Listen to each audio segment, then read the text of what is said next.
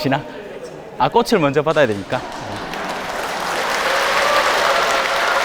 감사합니다.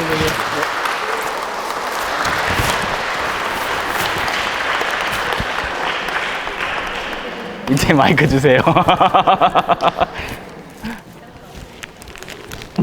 아유, 고맙습니다. 예. 참, 예. 좋다 뺏들어 가노. 자, 아니, 농담이에요. 예. 찬미 예수님. 반갑습니다. 대구에서 온, 촌동네에서 온 마지노 요셉 신부라고 합니다. 규모가 어마어마하네요. 예. 지금 저 쫄았어요, 조금.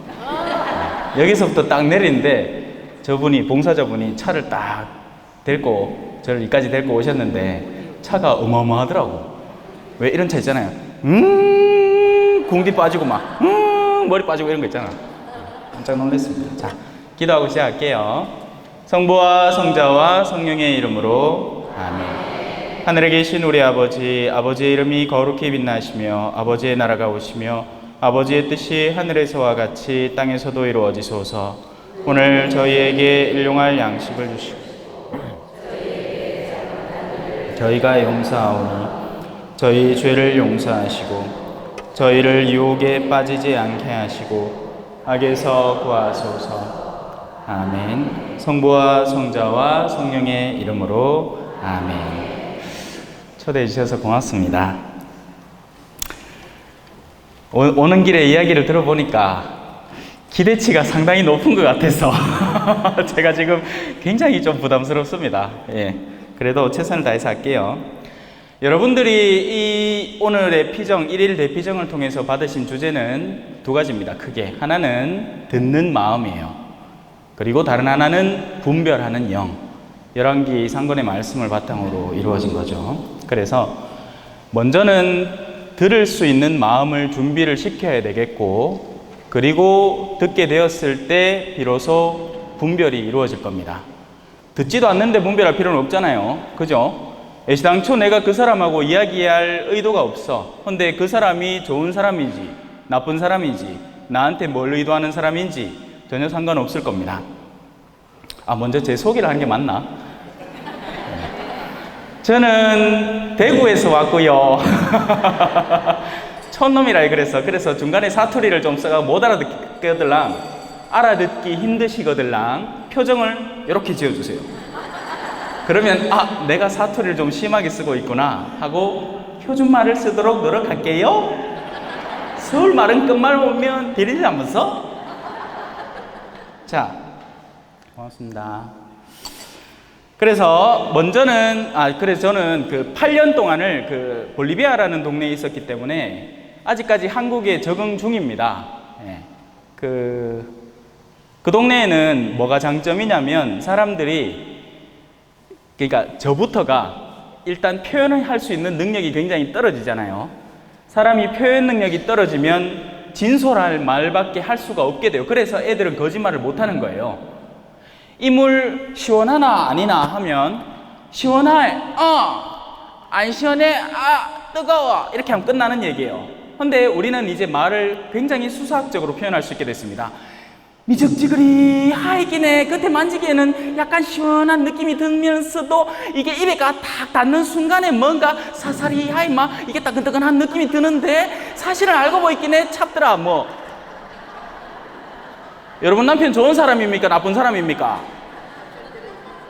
이렇게 물으면 우리 남편 좋은 사람이에요. 우리 남편 찌글놈이다. 이렇게 하면 끝나는 문제인데, 우리 남편이 밖에 나왔고 이런 성실히 하는데 집에 오면 뭐가 좀 다르고 뭐 어쩌고 저쩌고. 이게 인간의 복잡함입니다. 그래서 그런 것이 없는 환경에서 8년을 살다 보니까 솔직담백하게 됐어요. 예. 크게 숨길 게 없는 거죠. 근데 한국에 돌아오고 보니 이 한국이라는 사회가 얼마나 복잡다단한지, 사람들이 자기 속내를 드러내지 않고 표현하기 힘들어하고, 또 표현하고는 싶어 하는데 감추고 싶어 하고, 그러니 속부터 썩어 나가는 겁니다. 자연스럽게 하느님과의 관계도 미흡하게 되죠. 하느님은 진솔한 분이에요. 하나님은 기면기다, 아니면 아니다. 이해할 것은 이해하고 아니요 할 것은 아니요 하면 끝나는 문제입니다. 하지만 우리는 하나님 앞에서 하나님 사랑하는데 아직까지 요거는 사고 접고 사랑하는 거 맞는데 루이비통 백은 사고 난 뒤에 사랑할게요. 이런 식인 거죠. 그러니 우리의 내면에서부터 뭔가가 제대로 작동을 하지 않는 겁니다. 하나님을 열렬히 따라가는 사람들은 그 삶이 굉장히 단순하고 명료해서 속이 시원하고 후련한 느낌이 듭니다. 그리고 그런 사람은 만나봐도 알아요. 그래서 왜 제가 요즘 와서 보시오 하는 거 강의 요즘 나가고 있잖아요. 평화방송에. 필립보가 나타나엘을 만났을 때 예수님이 나타나엘을 보고 이 사람은 참 이스라엘 사람이다. 왜? 그 사람은 거짓이 없다. 그런데 우리는 지금의 현대를 살아가는 우리들은 하나님 앞에 숨기고 싶은 영역이 참 많습니다. 그래서 먼저는 우리가 첫 시간 동안 해야 될 작업은 과연 우리는 제대로 듣고 있는가? 누구를? 하나님을. 거기서부터 시작해야 되겠죠. 그래서 처음에 선별한 텍스트는 마르코복음 4장입니다. 혹시나 휴대폰 있으시면 같이 봐가면서 하셔도 상관없어요. 예. 자, 내 얼굴 잘 나오고 있네. 저는 여다 아까 노래 막 하시는데 여다 뭘 틀어놨길래 와, 이 동네는 유튜브를 틀어놓고 노래를 같이 안 하고 싶었는데 알고 보니 바로 찍고 있더만요. 야, 멋있대.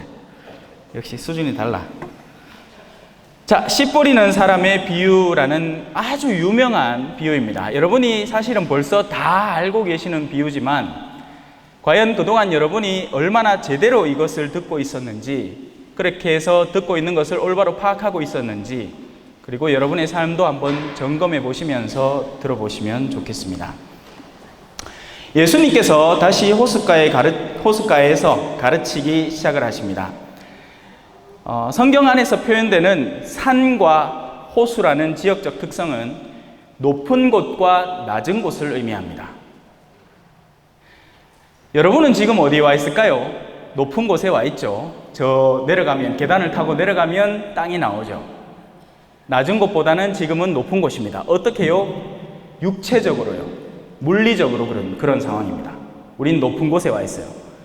하지만 성경이 오직 그런 것만 이야기할까요? 그런 거하고는 전혀 상관없습니다. 성경에서 말하는 높은 곳과 낮은 곳의 위치는 하느님과 가까운 곳인가, 하느님과 먼 곳인가로 높은 곳과 낮은 곳이 분별이 되는 겁니다. 그래서 여기 계신 분들은 이미 높은 곳에 와 계실 수도 있어요. 왜? 그 마음 속에 하느님을 찾는 마음이 간절하기 때문에 그렇습니다. 또 정반대로 지금 지역적으로는 높은 곳에 대성전 안에, 소위 성당 안에 있지만 마음으로는 낮은 곳에 가 있을 수 있습니다. 이런 마음들. 보자. 아, 내 그 둘째 형은 와 그래 유산을 욕심을 내노. 지도 욕심내고 있으면서. 지가 욕심이 안 나면 그 마음 자체를 안 먹습니다. 자기도 욕심내고 있기 때문에 그게 주제가 되어 있고 그것 때문에 둘째 형이 미워 보이는 거죠. 그런 마음들, 아직까지 세상에 들러붙어 있는 마음들은 낮은 마음들입니다. 여러분, 복음은 어디 전해져야 될까요? 당연히 낮은 곳이에요. 여러분, 비가 내리면 어디로 갑니까? 낮은 곳으로 갑니다. 그렇게 하느님이 세상의 질서를 만들어 놨어요. 낮은 곳에 가야 나무에 있는 뿌리에 가닿아서 그 뿌리가 물을 흡수해서 그 나무를 성장시키기 때문이죠.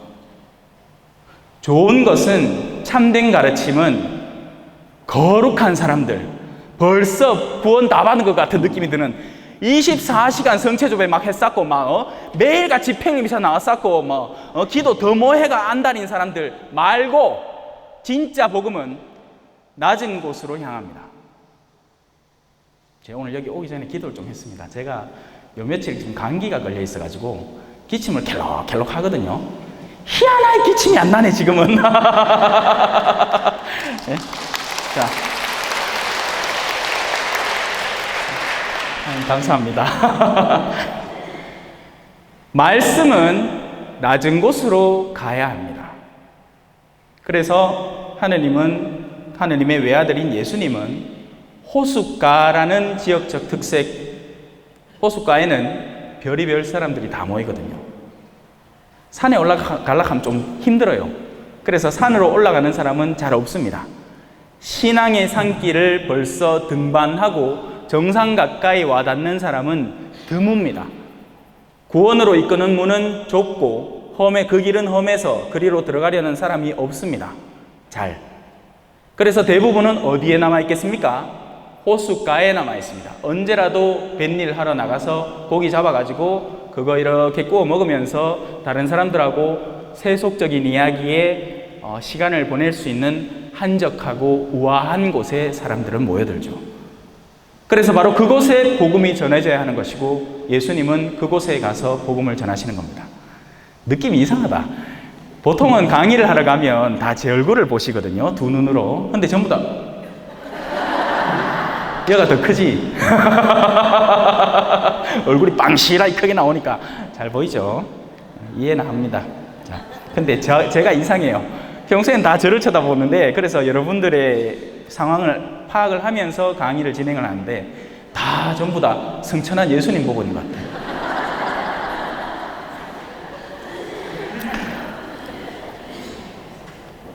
이쁘지도 않구만. 이쁘지도 않구만. 뭐 그리 쳐다보고 있는. 자, 그래요. 그래서 성경 안에서 표현되는 높은 곳, 타볼산과 같은 곳, 혹은 예수님께서 기도하시러 따로 동산에 올라가셨다, 산으로 올라가셨다 하는 그런 곳은 하나님을 만나는 자리, 고귀한 자리입니다. 그리고 복음이 전해질 때는 낮은 곳에서 대부분 전해집니다. 물론 높은 곳은 더 수준 높은 복음이 전해지죠. 근데 그 수준 높은 복음이 초등학생한테 전해지면 어떻게 되겠습니까? 대학 교재를 들고 초등학생한테 가서 미분이 어떻느니 적분이 어떻느니 가르치면 가들이 알아듣습니까? 못 알아듣겠죠. 그래서 예수님은 낮은 곳에 올 때는 낮은 곳을 위한 것을 준비를 하십니다. 씨 뿌리는 사람의 비유는 아직까지는 세상에 많이 힘들어하고 괴로워하는, 자신의 삶의 진리를 이제 찾고자 하는데 아직까지 세상이 많이 물들어 있어서 마치 캐러멜에 찐득히 붙어 있는 벌레처럼 이제 거기에서 떼어나오고 싶은데 아직 떼어낼 힘이 자기에게는 존재하지 않는 그런 사람들을 위한 비유입니다. 여러분에게 필요한 분들이 많았으면 좋겠어요. 여러분 복음 하잖아요. 그럼 복음하면 다 보청기만 떠올려, 그죠? 복음은 원래는 기쁜 소식입니다. 기쁜 소식. 그게 이해하기 쉬운 복음의 방법이에요. 그런데 오늘날 교회 안에서의 복음은 어떻게 됐느냐? 지식인을 위한 향유하는 놀잇감처럼 되었습니다. 그래서 가난한 사람들이 복음을 들어도 마음에 기쁨이 안 와요. 오히려 인간들이 만들어 놓은 온갖 잡다한 어떤 율법적인 규정들 때문에 복음을 들으면 마음에 더 부담감이 옵니다. 내가 그래 못 사는구나. 하지만 원래 복음은 그렇지 않아요. 원래 복음은 그 자리에 있는 사람에게 한 계단만 더 올라오게 만들어줍니다. 제가 지금 여기 제단 위로 올라가잖아요. 한 계단씩 올라가야 비로소 마침내 그 높은 자리에 오를 수 있습니다. 그러지 않고 처음부터 제가 이 바닥에서부터 이 높이를 그냥 올라온다고 생각을 해보십시오. 이 바닥에서 지금 제대 높이하고 이거하고 비슷하니까 여기에 그냥 올라갈 수 있을까요? 운동 잘하고 열심히 하면 가능하겠죠. 사람은 누구나 한 단계씩, 그리고 그 다음 단계로 서서히 올라가야 됩니다. 복음은 우리에게 도전을 주지만 미칠 듯한 도전은 주지 않습니다. 여러분 착각하지 마세요. 여러분들은 갑자기 예수의 성녀 데레사처럼 되라거나 마더 데레사처럼 봉사를 하라거나 그런 일은 절대로 일어나지 않습니다. 그럼 어디서부터 일어날까요? 아침에 일어나서 이불 개는 것부터 시작하는 거예요. 아침에 집에 돌아와서 양말 벗을 때 까디 집어놓지 않는 것부터 시작을 하는 겁니다. 설거지를 할 때 투덜대지 않고 기쁜 마음으로 하는 것에서부터 성화가 시작이 되는 거예요. 자, 이제 좀 그릇을 달가나시. 그릇을 달궈 놓았으니 이제 슬슬 본론으로 들어가 봅시다. 저한테 허락된 시간은 1시간이니까. 호숫가에 가서 가르치기 시작하는데 너무 많은 군중이 모여듭니다. 여러분 신부님들과 가까이 있으면 좋죠. 가까이 있고 싶고, 그죠? 그런데 신부님 측에서는 꼭 그렇지만은 않습니다. 무슨 말이냐면 여러분들이 모두 같은 마음으로 다가올 때는 다 같은 마음으로 대하면 돼요.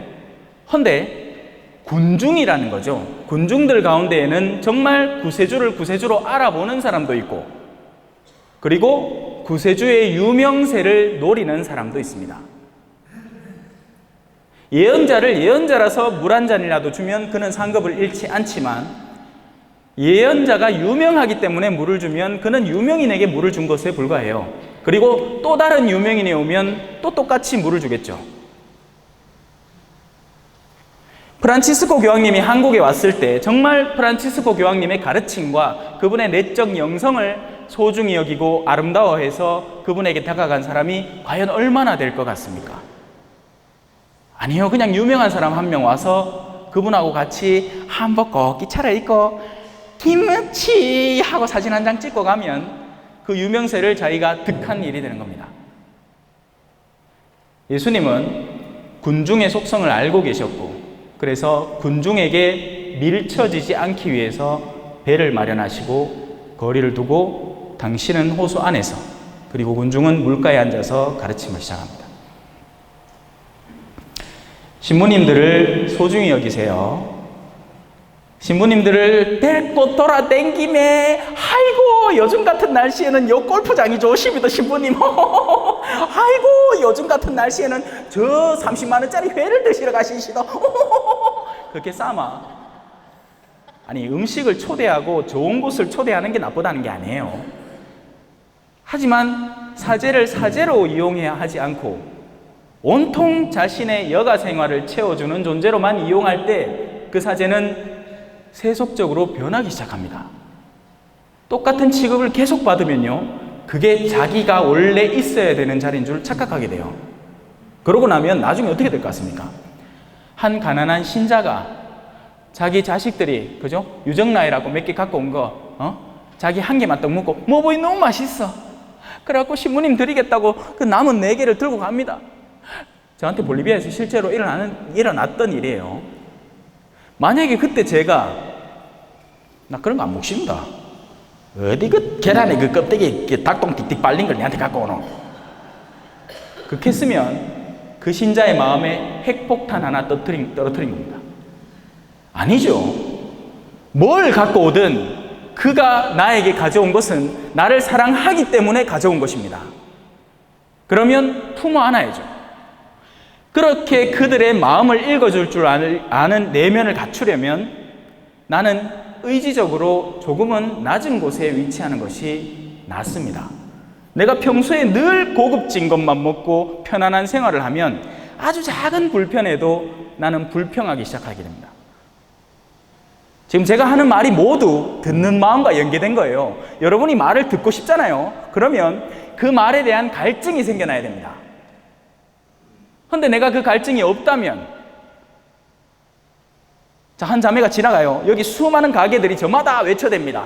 아이고 자매님 여기로 어있어, 여기 화장품 좋은 거 있어요. 딴 자매는 아이고 자매님 여기로 어있어, 여기 가방 좋은 거 있습니다. 아이고 자매님 제가 생명의 말씀을 전해드릴게요. 그런데 이 자매가 평소에 자기 가방 때문에 막 속이 되게 상한 자매야. 친구들한테 놀러 갔는데 카푸치노 한 잔 먹으면서 지가 지 가방 막 요번에 새로 사온 기라고, 중국 가 사온 기라고 했는데 중국 카디마 짜가 아이가 카디마 뚜껑 띵 열어보고 뭐 상표 뜯고 어디 봐 짜가 맞네 카는 기라. 속이 막 엄청 상했어. 그런 자매는 자연스럽게 가방에 대한 갈증이 굉장히 커지게 되고, 길에서 외쳐대는 수많은 부르짖음 가운데 가방 소리만 들으면 그거를 괜히 쳐다보게 됩니다. 요래 또 지나가다가 또 가방 한번 쳐다본다. 내 언젠가 좀 사고 말기다 하면서. 제가 아무리 생명의 말씀을 던지더라도 여러분의 마음이 다른 것에 들러붙어 있으면 제 목소리는 결코 여러분의 내면에 들어가지 않습니다. 귀에는 들어가지 당연히. 지금 제가 얼마나 떠들어짓기는데 안 들을래? 안 들을 수가 없잖아요. 문제는 그게 아니죠. 우리 귀로 들려오는 그 고막을 때리는 소리가 중요한 게 아니라 나는 어떤 말에 귀 기울이고 싶은가에서 일이 분별이 되는 겁니다. 자, 예수님께서 그들에게 많은 것을 비유로 가르치셨다. 비유로 가르치는 이유가 나중에 나와요. 모르겠어요. 벌써 벌써 20분 지났는데 비유까지 가겠나 모르겠다. 자, 나중에 시간 되면 그건 말씀드릴게요. 자, 예수님은 비유라는 포장지에 당신의 소중한 보물을 싸서 사람들에게 전해줍니다. 그러고 나면 사람들이 그걸 알아들을 수도 못 알아들을 수도 있겠죠. 무엇을 싸주는지 한번 봅시다. 자, 들어보아라. 여러분이 이제 다 아는 거. 씨 뿌리는 사람이 씨를 뿌리러 나갔다. 어떤 것은 길바닥에, 어떤 것은 바위에, 어떤 것은 가시덤불에, 어떤 것은 좋은 밭에. 그 얘기를 해요. 그가 씨를 뿌리는데 어떤 것은 길에 떨어져 새들이 와서 먹어버렸다. 제일 낮은 단계에 있는, 그러니까 이 앞에 좋은 밭 말고는 다 안 들어. 말에 대해서 안 듣는 단계인데 그 가운데에서도 더 지독한 단계가 이 첫 번째 단계입니다. 이 사람들의 특징은 미사를 마치자마자 나왔는데 그날 복음이 뭔지를 몰라.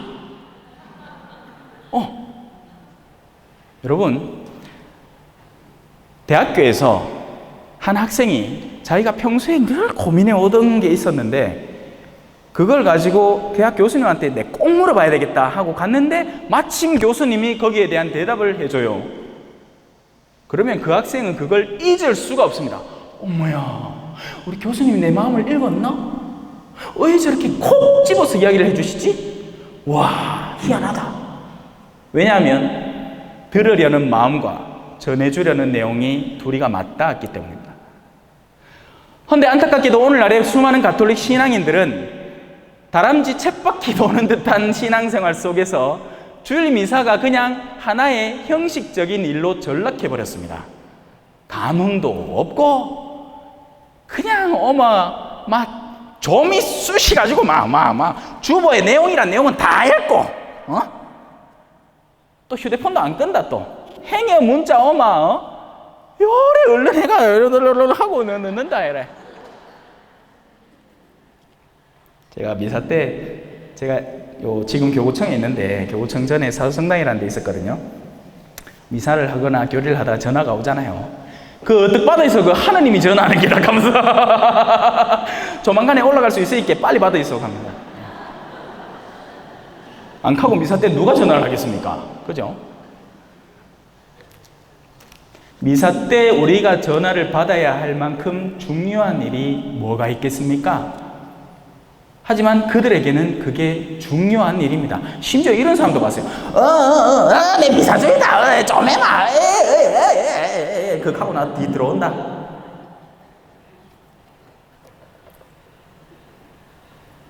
여러분, 우리가 함부로 대한 것들은요, 나중에는 반드시 그 결과물이 나에게 돌아오게 됩니다. 잊지 마세요. 우리가 일상생활 중에서 무심코 하는 어떤 행위들이 있잖아요. 그건 반드시 나에게 그 결과물을 다시 돌려보냅니다. 그래서 의지적으로 선을 실천하기 위해서 노력을 해야 돼요. 남편 욕하고 싶은 게 100가지 있잖아요. 하지만 그 와중에 다른 사람에게 남편에 대해서 긍정적인 발언을 하는 사람은 나중에 그 의로움을 인정받게 됩니다. 안 그러고 뭐라도 나쁜 소리를 하나 하잖아요. 반드시 그 결과물은 다시 나에게 돌아옵니다. 왜 그런 엄마들 있잖아. 자식들한테 24시간 자기 남편 욕을 해. 그러면 자녀들이 다 지편돼 줄 것 같죠? 큰 착각이에요. 여러분, 왠지 아세요? 자녀들이 어릴 때는 엄마가 하도 그렇게 그런 줄 알아. 세뇌를 당하거든요. 근데 나중에 알고 보여요. 엄마가 이걸 엄청 실히 지 마음대로 지키는 사람이라는 걸 알게 되고 아빠의 진면목을 나중에 발견하게 됩니다. 그때는 역으로 엄마에 대한 원한이 2배, 3배로 커져버리게 됩니다. 뻥튀기 하지 마세요. 절대로 뻥튀기. 뻥튀기 왜 안 돼? 뻥이요! 빵! 하면 요만한 쌀튀기가 이따시만하게 변하잖아. 이따시만한 강냉이가 이따시만하게 변해요. 우리는 우리의 고통을 이야기할 때 그냥 이야기 안 합니다. 순진하게 이야기 안 해요. 뻥튀기를 오만상하는 거예요. 내 좀에 아팠다가 아니고 내 있잖아 아파갖고 죽을 뻔했다 아이가 앵간히 죽을 뻔했다. 그런 사람 안 죽습니다. 사제에게 다가와서 자기가 자살하겠다 하는 사람의 거의 90%는 거짓말입니다. 아니요, 거의 99%일 거예요. 거의 수많은 자매들이 촛자배기 신부한테 가서 자살하겠다라는 말로 그 신부의 마음을 사로잡은 뒤에 그리고 관계를 발전시켜 나갑니다. 이 순진한 신부들이 그걸 믿어. 왜냐하면 착하거든. 새 신부 금방 돼야 착하거든요. 그랬기에 누가 죽겠다 하고 오면 안쓰러워 죽겠는 게 야 죽으면 안 되는데 자살은 내 신학교 때 절대 안 되는 걸 배웠는데 아이고 왜든지 살려야 되겠다. 그렇게 하다 보면 정분 나는 거예요. 농담 같죠? 악마는요 하나만 고리를 걸고 있으면 그 뒤부터 그 사람이 무너지는 건 시간 문제입니다.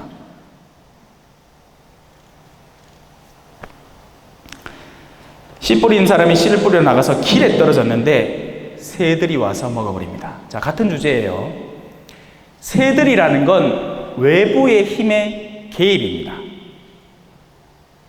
그냥 씨가 지가 둥글어가지고 경사로에서 뿌려졌는데 하고 굴러간 게 아니야. 새들이 날아와서 먹어버립니다. 세상에는요 어둠의 영들의 활동이 분명히 존재를 합니다. 여러분이 일상적으로 바라보는 광고판이나 기사 내용들, 요즘 한창 유행하고 있는 정치 성향에 대한 투쟁과 다툼들이 있죠. 열심한 신자들이라는 분의 카톡이 들어갔는데 99%가 정치 이야기입니다. 정치에 관심을 갖지 말자는 게 아니에요. 정당한 투표권을 행사하십시오. 여러분이 할 만한 정치적인 참여를 하세요. 그런데 그 이상에 넘어가는 맨날 그 정치판에 이 기사들 끌고 와가지고 이런 일이 있었었는데 나 오른쪽은 오른쪽대로 왼쪽은 왼쪽대로 둘 다 화가 나가지고 막 그럽니다. 왜 그럴까요? 그렇게 할 때 그 사람을 자신의 진정한 관심사에서 떼어놓을 수 있거든요. 지 아들은 배가 고파가지고 지 아들은 정이 고파가지고 지 마누라는 외로워갖고 난린데 자기는 정치적으로 의로운 사람이라 하면서 오만상 지가 무슨 국회의원도 아니면서.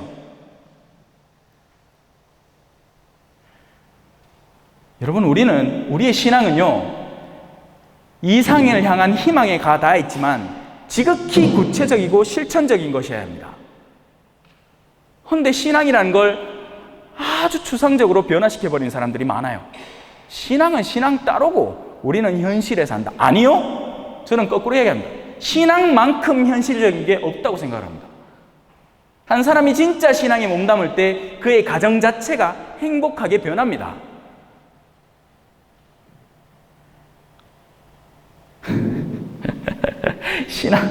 레지오 왜 하죠? 신앙생활 하려고 하죠? 아니요, 2차 조회 하려고 합니다.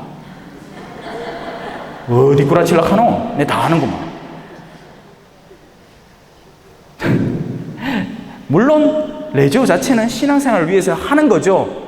하지만 대다수의 그 참가자들의 마음은 다른 데 정신이 팔려 있는 겁니다. 바로 길가에 떨어진 새들의 마음인 거죠. 내가 조금만 신앙적인 것에 가닿으려고 하는데 금방 시간이 지나서 다른 외부에서 날아오는 어떤 요소들이 그 나의 진실한 마음 안에 심겨져야 할 씨앗들을 다 훔쳐가 버립니다. 1차 주에 열심히 하고 기도 열심히 하고 묵주기도 하고 활동 보고 하고 2차 주에 가자마자 신앙은 저 갖다 광에 처박아 놔보고 다 드라마 이야기, 뉴스 기사 이야기, 그것도 벌써 다 아는 거. 요즘 휴대폰 없는 사람 누가 있습니까? 기사 안 읽는 사람 누가 있습니까? 다 아는 기사 얘기 이 자매 한번 하고 내가 어제 기사 봤는데 누가 이래 해야 죽었다 가나 맞지 엄마야 그럴 수 있나 나도 그거 읽었다 아이가. 새들이 날아와서 그 마음에 뿌려진 것들을 싹 쓸어가 버립니다. 단 한 번도 내 마음밭에 뿌려진 말씀의 씨앗을 나 자신에게 심어볼 생각조차 하지 않은 사람들이에요. 그게 제가 봤을 때 한 70% 됩니다. 제가 직접 만나고 직접 대하는 수많은 사람들 가운데 그래도 하다못해 미니멈이라도 자기 마음밭에 씨앗을 심으려고 노력한 사람, 심고 나서 그게 돌밭이든 가시밭이든 그런 사람 자체가 30% 정도밖에 안 돼요. 나머진 그냥 신앙이라는 게 아주 좋은 취미 활동이니까 오는 거예요. 교양 있고 우아하잖아. 그래도 종교 중에는 큰 집에 가야 안 되나? 네?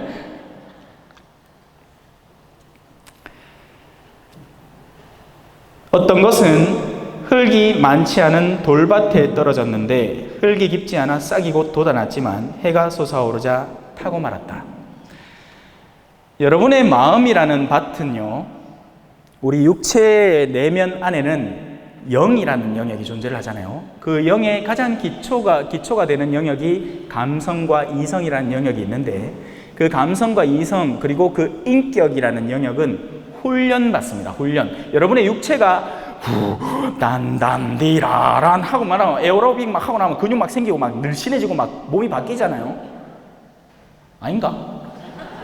내가 그랬나? 내 요새 운동을 안 해야 똥뼈가 얼마나 튀나오지. 몸은 바뀝니다. 자신이 그 몸을 어떻게 다루느냐에 따라서 몸은 바뀌어요.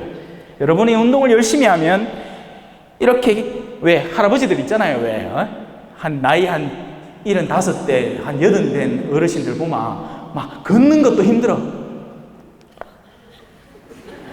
근데 그런 어르신들이라도 운동을 평소에 꾸준히 하고 성실히 꾸준히 해오신 분들은 아주 건강하게 다니십니다. 영혼도 마찬가지니 여러분의 내면 안에는 여러 가지 영역들 가운데 훈련될 수 있는 영역들이 있습니다. 그래서 여러분 안에 품성을 닦아 놓으면 어떻게 되느냐? 가장 기본적으로 인내가 큰 사람이 돼요. 요즘 제가 가정보그마 국에 일하거든요. 그래, 가나 강좌를 합니다. 내일도 지금 가나 강좌를 가야 돼요. 가나 강좌를 가서 보면 이제 젊은 사람들이 오잖아요. 한숨이 푹 나옵니다. 지금은 좋다 한다. 5년 내에 갈라설 확률이 50%입니다. 왜 그럴까요? 뭐가 문제일까요? 인내에 대한 영역이 굉장히 줄어들어 있어요. 옛날에는 완충장치가 어마어마했습니다. 아마 보릿고개 오고 하는데 뭐 먹을 게 제대로 있나, 그죠? 어쩌겠습니까? 참아야지. 다음 추수 때까지 참아야지. 보릿 먹으면서. 아가 8이나 되고 10이나 되는데 엄마의 인내가 안 크고 100입니까? 근데 요즘은 안 그래요. 야, 우리 맨 낳고 하나만 낳고 그 하나도 나중에 낳자. 지금 내가 오피스 우먼 아이가 오피스 우먼 내가 그래 일도 해야 되고 내가 추구해야 되는 이상을 내가 추구 다 하고 그러고 나서 아 낳자. 그래갖고 그때 아 낳으려고 하면 아가 안 나와. 진짜 농담이 아니에요. 여자 나이가 어느 정도 가 닿으면 놓고 싶어도 못 낳습니다. 불임률이 갈수록 늘어나고 있고 특히나 이 환경 호르몬 때문에 그게 더 심해지고 있는데 지금 이 젊은 애들은 그걸 가늠하지 않는 거죠. 자신의 편의를 위주로 모든 걸 가늠해 버리니까 하나님의 창조 사업에 하나도 도움이 안 되는 겁니다. 그하고 나서는 또 막 그죠? 뭐 한다고? 인공수정한다고 난리다. 교회에서 인공수정은 금지되어 있습니다, 여러분. 왠지 아세요? 인공수정을 이렇게 상상하지 마세요. 난자 하나 뿅, 정자 하나 뿅, 둘이 슉, 오케이 수정란 슉 이렇게 안 합니다. 어떻게 하는지 아세요? 그런 수정란을 6개, 7개 만듭니다. 그걸 만들기 위해서 난자를 꺼내야 되는데 여자 몸이 난자를 그냥 꺼내줍니까? 한 달에 1개 꺼내주는데 얼마나 짠 동네인데. 그럼 뭐 해야 돼? 온갖 화학약품으로 그 난자를 구슬려야 돼. 3개만 더도. 그러고 나면 여자 몸이 다 망가지는 거예요. 그 화학약품으로. 그렇게 7개 만든 수정란 가운데 1개 성공해요. 나머지는 웃자는데 냉동 보관하거나 폐기해버립니다.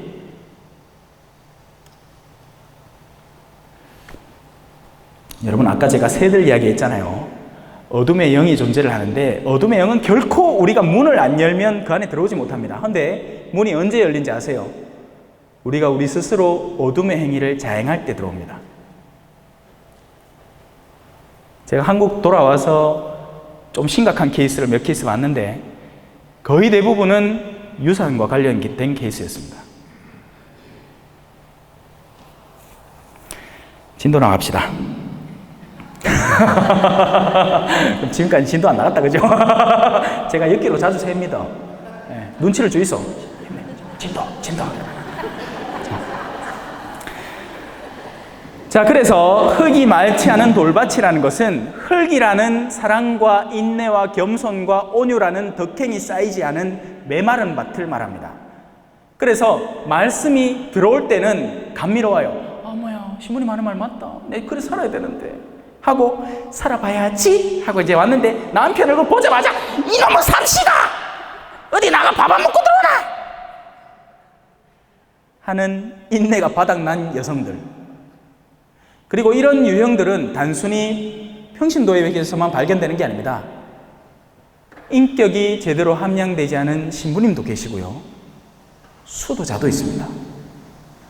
엄마야, 내가 교구청에서 성사를 줘보마 얼마나 많이 성사를 보러 오는데 그 중에 참 많은 부분이 수녀님 때문에 뒤죽겠다고 보러 옵니다. 이런 농담도 있어요. 왜? 경상도 사투리로 얘기하는데 경상도 사투리에 혼인을 하지 않은 처녀의 마음을 뭐라 하더라? 생속이라 하던가? 하여튼 그렇게 부릅니다. 네. 어떤 본당에서는 수녀님 둘이서 마당에서 쥐뜯고 싸웠나 봐.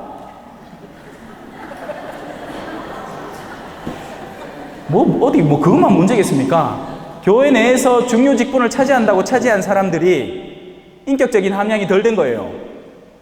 인내하고 겸손하고 그리고 사람들의 여러 가지 의견을 골고루 듣고 올바로 분별을 해야 되는데 이 사람의 마음이 벌써 한측에 기울어져 있고 또 이분 또 얼마나 싼지 여기서 들은 말 저 다 갖다 쏟아놔뿐다. 그래서 싸움을 2배로 크게 만들어버린 거예요. 바로 이런 부류들이죠. 말씀이 안에 심겨지긴 하는데 인격이 전혀 함양되어 있지 않으니까 뿌리가 내릴 여지가 없이 말라버리는 겁니다. 그 말씀이. 세 번째 케이스는 뭘까요? 또 어떤 것은 가시덤불 속에 떨어집니다. 뭐가 엄청나게 자라있는 가시덤불이에요. 그러니 그 씨앗이 자라려고 키를 쓰는데 옆불대기에 벌써 이따시만하게 줄기가 굵어진 가시덤불들이 그 숨을 막아버리는 거예요. 돈 걱정, 직장 걱정, 자식 걱정. 우리 경상도에는 시기 아니고 쓱이니까 이놈의 자식들 다 걱정인기라. 여러분, 참된 희망의 씨앗은요, 이 모든 것들을 초탈하게 도와줍니다. 벗어나게 만들어줘요. 그런데 우리가 그런 걱정 안에 감싸여 있게 되면 말씀의 능력이 점점 훼손되고 축소되고 약해지다가 죽어버립니다. 안 죽을 사람 손 한번 들어보세요. 없죠? 내 빠이 없네. 여러분, 사람은 누구나 다 죽게 돼요. 그러면 최종적으로 잃을 것에는 최종적으로 잃을 만한 운명 정도의 염려만 해주면 됩니다. 맞죠? 제 말이 틀립니까? 최종적으로 잃을 것에 영원한 걱정을 던지면 그건 문제가 심각해지는 사람이에요. 아니죠? 영원한 걱정은 어디에 던져야죠? 영원히 지속되는 데 던져야 됩니다. 아니, 이해가 잘 되실 거예요. 자, 물은 물컵에 부어야죠. 맞죠? 이 보면대에다가 물을 붓고 앉았으면 멍청한 사람이죠. 맞죠? 왜? 보면대에는 물을 수용할 수 없잖아요. 그렇기 때문에 보면대에는 책을 두는 겁니다. 책을, 성경을. 그리고 물은 물컵에 붓는 거죠. 여러분의 영원한 걱정은 영원에다 쓰십시오. 그리고 여러분의 순간적인 걱정, 한계가 있는 걱정은 그 한계성을 지닌 영역 안에 그 정도만 놔두고 쓰면 끝납니다. 안 그러고 여러분의 영원한 걱정을 여기에다 쏟아붓다가는 여러분의 영원성을 다 낭비하고 허비하게 됩니다. 자식 걱정을 미친 듯이 하는 부모님을 만납니다. 우리 냉담을 해가 웃자만 쪼까예. 그래, 걱정이 왜 할 낀데? 냉담하는 거 바꿀 수 있습니까? 못 바꿉니다. 그럼 어떻게 해야 될까요? 나 자신의 영원성에 대해서 걱정을 하셔야죠. 지가 천국 갈지 안 갈지도 모르는데 자식 냉담한다고 걱정해보면 뭐합니까? 간단한 방법이 있어요. 여러분을 천국 가는 상태로 만들어 버리십시오. 그러면 그 자녀들이 그런 어머니의 삶을 보고 정말 아름답다고 느낀 뒤에 나중에라도 돌아올지 모릅니다. 여기 뒤늦게 신앙 받아들이신 분 계실 거예요. 나이 한 40대 가고 성당 오고 막 그런 분들도 계세요. 그럼 자기 어머니가 벌써 떠났을 수도 있습니다. 사람의 삶은 정말 신비로워요. 언제 신앙이 그를 후려칠지 몰라요. 그렇기 때문에 강한 빛에 대한 기억만 남겨놓으면 되는 겁니다. 지금 당장 성당에 존재하느냐 마느냐로 그의 신앙을 가늠하려고 들지 마십시오. 그가 성당을 안 나오는데 그 안 나오는 이유가 이래. 아니, 엄마는 24시간을 성당을 나가면서 아빠한테 엿다구로 하고 우리한테 엿다구로 하고 맨날 돈만 밝히고, 그런데 내가 지금 엄마 삶을 보고 성당 가서 뭐하노? 그렇다면 그 자녀의 성당 안 나가면 자녀 탓이 아니라 그 부모가 보인 모범의 탓입니다. 한숨을 푹 쉬신다 몇 분. 자, 그래서 가시덤불이라는 것은 여러분이 쓸데없이 물을 줘서 키워놓은 세상의 작물들을 말합니다. 돈 걱정? 글쎄요, 돈 걱정 하세요. 돈 걱정. 왜냐하면 우리는 우리 육체에 필요한 요소들을 마련해야 되기 때문입니다. 그 걱정은 하세요. 그런데 정말 여러분이 하는 걱정이 그 걱정입니까? 내일 우리 물빵이 없다 야야, 우리 우야분 줬노, 앉아가 예수님한테 기도라도 하자, 그렇게 걱정하십니까? 아니잖아. 내 들어보야 하지마. 선사 때 익합니다. 신부님, 내가요 우리 저 오빠하고 그래 유산 때문에 싸웠다 아닙니까? 아니 50대 50으로 해야 되는데 오빠가 지가 남자라 하면서 80 먹겠다 하잖아요. 내가 승질 나가지고 소송 그까요 말까요? 극하고 앉았어. 고해성사에 와가지고. 근데 뭐라 대답할까요? 거세요 하면 왜 그때 소송을 걸게 했느냐고 나한테 따지러 올 것이고, 걸지 마세요 하면 당신이 그럼 뭘 알아갖고 내를 뭘 책임질 거냐고 막 여러분, 가시덤불에 물을 주지 마십시오. 가시덤불에는 물을 안 주면 자연스럽게 가시덤불이 약해지고 사그라들어 가기 마련입니다. 여러분이 물을 줘야 하는 참된 나무에 물을 주십시오. 생명의 나무 말입니다. 영혼에 대한 갈망을 키워나가시고 정말 인간이 참되게 잘 살아간다는 것이 어떤 의미인지를 올바로 파악하고 그것을 위해서 살아가십시오. 그러면 그 밖의 것들이 자연스럽게 따라옵니다. 여러분이 회사의 보스예요. 누구를 믿고 쓰겠습니까? 한 사람은 서울대 나왔어. 어머야, 똑똑하겠다, 그지요? 근데 그 똑똑하고 영리한 머리로 사장님 올 때는 막 뒤에 와갖고 막 똥구멍을 살살 간지낸다. 막 아이고 오셨습니까? 커피 드시고 막 사장님 가자마자 지멋대로 해. 똑똑하게. 근데 다른 사람은 언제 보더라도 늘 그 똑같은 모습을 보이는 사람이 있습니다. 제가 보스라면 그 사람을 신뢰하고 쓰겠어요. 그리고 더 중요한 일을 맡기겠죠. 그의 성실성과 책임감 때문에 그렇게 되는 겁니다.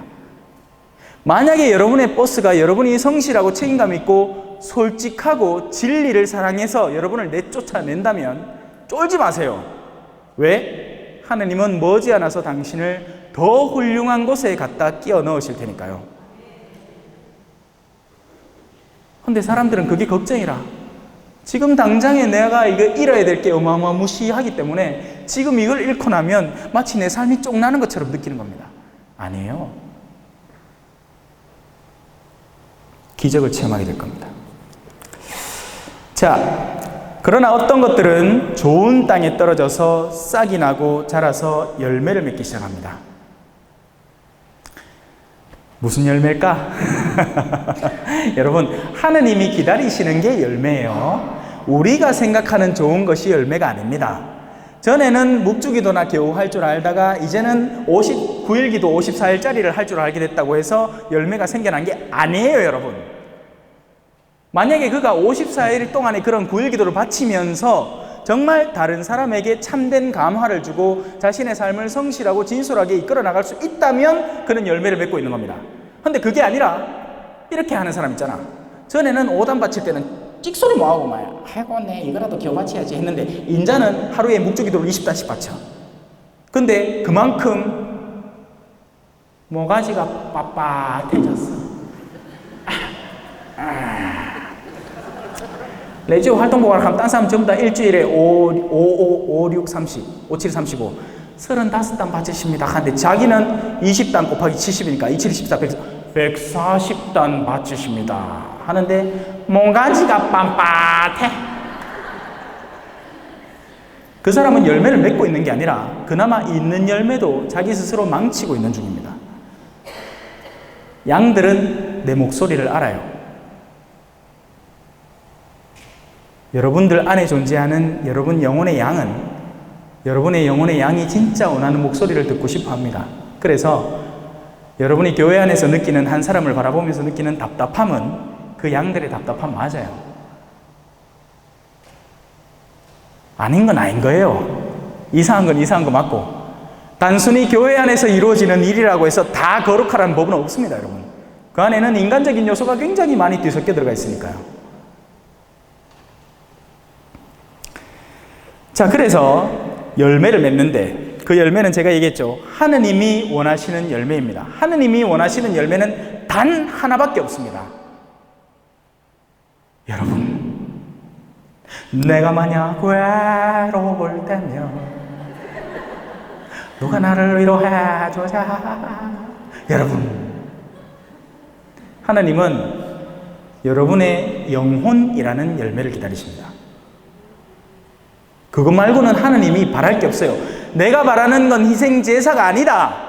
내가 바라는 건 자비다. 왜? 자비를 입은 사람은 하나님을 알게 되고 하나님에게 다가오게 되니까요. 하지만 희생제사만 미친 듯이 강조를 하다 보면 희생제사의 미흡함 때문에 도로 열매를 잃습니다. 제가 이런 얘기를 들었어요. 신부님이 미사하다가 순이 어딨노 순이야! 온나! 성체포도 안 갖다 놓고! 그 순간 수녀님의 영혼을 잃어버렸습니다. 그 수녀님은 앞으로 온 동네를 돌아다니면서 자기 주임 신부님이 자기한테 일하더라 라는 이야기를 할 것이고 그 이야기를 듣는 평신도 신자분들은 어머야 그런 신부님이 있나 하고 겁을 내면서 교회에 대한 부정적인 감각을 더욱더 키워나갈 겁니다. 수많은 영혼들을 잃게 되는 거예요. 내가 말하는 것은 희생제사가 아니라 자비다. 손을 씻고 밥을 먹든 손을 안 씻고 밥을 먹든 그게 중요한 게 아닙니다. 하느님을 정말 얼마나 껴안으려고 노력하느냐 마느냐가 중요한 것이죠. 그리고 예수님은 이어서 말씀하십니다. 들을 귀 있는 사람은 들어라. 자, 귀 없는 사람 손 들어져 있어? 없지요. 하지만 이 귀는 다 있어요. 지금 제가 하는 소리는 이든 저든 다 알았어. 물론 중간에 좋은 분 계셨습니다. 그분은 아예 이것조차 작동을 안 했겠지만 그래도 기본적으로 소리는 다 들어갔어요. 그 귀를 얘기하는 게 아니죠. 우리 마음의 귀를 말하는 겁니다. 제가 얘기했죠. 가방 파는 사람, 옷 파는 사람, 그리고 말씀을 건네는 사람, 그 가운데에서 내가 어떤 귀를 가지고 있느냐에 따라서 그 목소리만 듣게 됩니다. 지금 제가 하는 얘기 가운데 여러분들이 재미있게 들은 이야기가 있을 수 있고 정말 진중하게 들은 이야기가 있을 수 있고 아니면 제가 한 노래만 기억하는 사람이 있을 게야. 신부님이 강의 중에 여러분 하면서 노래하더라. 우리가 어떤 것에 선호도를 느끼고 그걸 캐치해내느냐에 따라서 그게 내 마음속에 남게 마련입니다. 마찬가지로 오늘도 저는 여러분 앞에서 씨앗을 뿌린 셈이고 여러분은 그 무수한 씨앗 가운데 여러분이 가져야 할 만한 씨앗을 가지게 되는 거죠. 그래서 문제는 씨 뿌리는 사람에게 있는 게 아닙니다. 씨 뿌리는 사람은 이든 저든 가장 작은 씨앗이라도 하나 뿌리게 되어 있어요. 신부님이 강론 때 여러분은 가서 도둑질 하십시오 하는 신부님 봤습니까? 없지요. 참 재밌는 게 신부님들이 강론을 저마다 하시잖아요. 듣는 사람이 다 다르게 듣습니다. 진짜 신기해요. 어떤 날에는 제가 신부님 강론을 들으면서 와, 저 강론은 너무 신학적이고 너무 딱딱하고 너무 한데 한 자매님 나오면서 어머야 너무 감동적이었다 걔. 그러니 그 말씀의 영향력과 활동은 꺼내는 사람에게 있는 게 아니라 수용하는 사람에게 있는 겁니다. 미사는 결코 똑같은 일이 아닙니다. 미사는 결코 쳇바퀴 돌아가는 게 아니에요. 그렇게 느끼기 때문에 그런 미사가 될 뿐인 거죠. 그런 사람들은 흔히 미사 쇼핑을 하러 다니잖아. 신부님 쇼핑, 영성 쇼핑하러 다닙니다. 자기한테 제일 맞는 게 뭔고? 왜 요새 맛집이 유행하잖아요, 그죠? 백종원 맛집에도 가보고 저 시내 잘한다는 신떡볶이 집에도 가보고 막 오만 데 다 돌아다니기. 집에 맞는 거 고른다고. 제일 좋은 음식은 뭐죠? 엄마가 해준 밥이에요.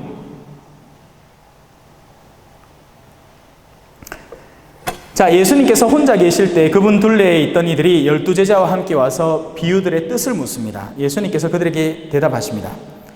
너희에게는 하느님의 나라가 주어졌지만 저 바깥 사람들에게는 모든 것이 그저 비유로만 다가간다. 보고 또 보아도 알아보지 못하고 듣고 또 들어도 깨닫지 못하여 저들이 돌아와 용서받는 일이 없게 하려는 것이다. 비유는요, 정말 소중한 무언가를 싸서 껍데기로 일단 한번 두릅니다.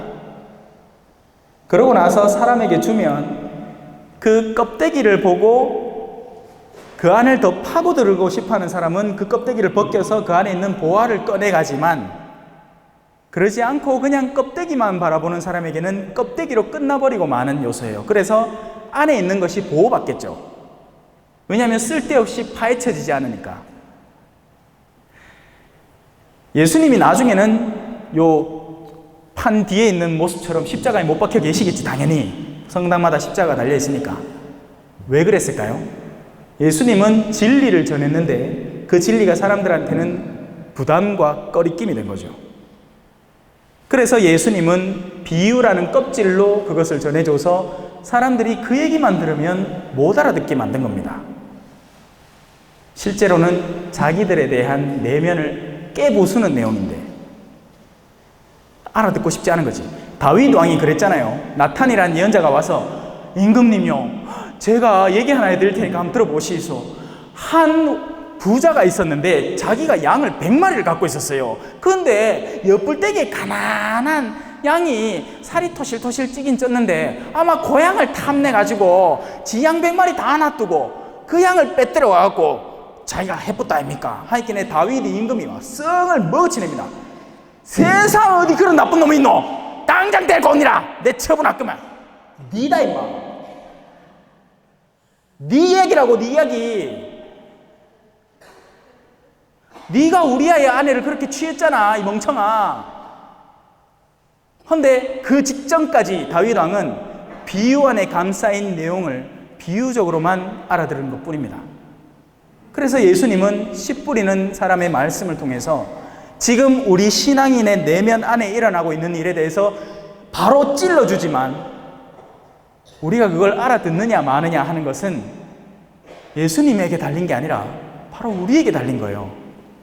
들을 귀가 있는 사람은 듣고 뉘우치고 삶을 변화시키는 것이고, 들을 마음이 없는 사람은 엄마야 오늘 1일 대비정한다 하는데 어이 신부가 올라나, 아이고 그 신부 인물 한번 보자, 머리는 뭐 저리 삐쭉삐쭉하노, 아이고 말투는 뭐 저렇노, 와 저리 노래를 불러 제끼고 난리고, 그렇게 하고 집에 갑니다. 하루 재미 좋아 딱 하면서. 오전에는 듣는 마음에 대해서 이야기를 하고 이제 오후에는 분별함에 대해서 이야기를 합니다. 올바로 분별하기 위해서는 먼저 들어야 됩니다, 여러분. 듣는 훈련을 하셔야 돼요. 여러분 주변에 있는 어둠의 요소들을 멀리 할 줄 아십시오. 하루 종일 휴대폰 봐가면서 오만 인터넷 기사 다 쳐다보면서 하나님을 사랑하겠다고 거짓말하지 마십시오. 여러분은 휴대폰과 그 기사 내용을 사랑하지 하나님을 사랑하지 않습니다. 의도적으로, 의지적으로 시간에 대한 분리를 가지십시오. 거룩함이란 건 분리됨을 의미하고 우리가 하느님께로 성별됨을 의미합니다. 그렇게 성별되고 분리되기 위해서는 여러분이 여러분 스스로 가지침이 필요합니다. 이런 것들은 나한테 절실하지 않으니까 지금 당장은 쳐내야 되겠다 하고 잘라낼 필요가 필요해요. 그런 선작업을 하지 않은 채 나는 말씀만 들으면 기억이 안 나지 이렇게 해봐야 소용이 없습니다. 새들을 막으려면 뭐 해야죠? 울타리를 치든지 둘레에 비닐하우스를 세우든지 문수를 내야지. 아무것도 안 하고 신앙생활이 30년이 흘렀는데도 아직도 돈 욕심 내고 옆불떼기 사람하고 싸우고 앉았고 집안에 남편 뭐 좀 섭섭해야 한다고 그거 억울해갖고 옆불떼기하고 또 막 욕하고 그래봐야 소용없다는 얘기죠. 첫째, 어둠의 공격에 대한 대비책을 마련하십시오. 둘째, 돌밭 인내를 기르실 줄 아십시오. 참아보세요. 한번 참다 보면 인내가 자연스럽게 길러집니다. 하느님한테 인내를 선물해 달라고 하지 마세요. 하느님은 인내를 선물해 주시는데 인내 자체를 주는 게 결코 아니죠. 인내할 이유를 만들어줍니다. 그래서 하느님은 이미 여러분에게 그에 합당한 선물들을 주셨어요. 누구? 내 가족, 내 자녀들, 내가 성당 안에서 하는 봉사들. 처음엔 다 꽃길이에요. 처음엔 샤라라라라라라 날 좋아한다고 남편하고 그죠? 처음에 옷깃만 닿아도 막 지르지르 하던데 나중에는 막 만지기만 하면 성질이 막 부르부르. 왜냐하면 호르몬의 유통기한이 있기 때문에 금방 그쳐지고 여러분은 살아야 되는 겁니다. 현실을. 그리고 현실을 살기 위해서는 인내에 대한 훈련이 반드시 필요해요. 아이들도 처음에는 얼마나 이쁩니까? 똥 싸도 이쁘다. 하던 가들이 이제 한 7살, 8살 되면 엄마 미워! 그 가면 막 기대기를 세창 때리고 싶잖아. 그때 참아야 돼. 물론 무턱대고 참는 건 아니에요. 그래서 분별이 필요한 겁니다. 그리고 여러분은 어디에다 물을 주고 있는지 여러분의 마음의 의지와 여러분의 사랑은 한계가 있습니다. 물 한 병이 다예요. 그 물 한 병을 하루치 매일 아침에 일어날 때마다 한 병 받는데 그 한 병 받는 물을 어디에다 부을 것인가 선별해서 부으십시오. 걱정은 해봐야 소용이 없는 일이에요. 아닙니까? 걱정해서 뭐가 나아진 적 있습니까? 없죠. 걱정이 되거들라 그에 상응하는 대비책을 세워서 그걸 타개할 방법을 찾든지 세상 일은 그렇게 하나씩 처리하면 됩니다. 그러지 말고 여러분의 의지를 하느님스럽게 나를 만들어주고 도와주는 일들에 한번 쏟아보십시오. 여러분의 마음이 훨씬 더 빨리 안정을 찾고 평화를 얻게 될 겁니다. 예수님의 제자들이 풍랑에 시달리다가 예수님을 만나자마자 두려워했지만 결국 예수님을 받아들이고 나서는 풍랑이 잠들었던 것처럼 여러분들의 내면이 편안해지고 싶으면 예수 그리스도라는 말씀의 씨앗에 물을 한번 뿌려보세요. 궁금한 건 찾아보시고 더 열심히 더 많은 시간을 말씀에 할애해 보시고 그러면 삶이 변하게 됩니다.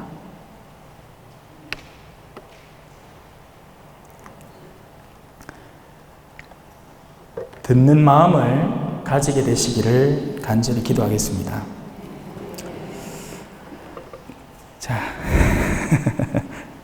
원래는 4장을 다 하려고 그랬는데 시간이 안 될 것 같네요. 그 밖에도 아름다운 비유들이 참 많습니다.